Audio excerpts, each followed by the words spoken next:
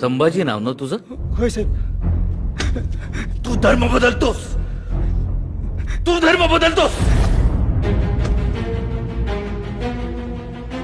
अरे कातडी सोलवटली, डोळे काढले, शरीराचे तुकडे तुकडे केले त्या औरंग्याने माझ्या शंभूराजांचे. प्राण सोडला, पण धर्म नाही.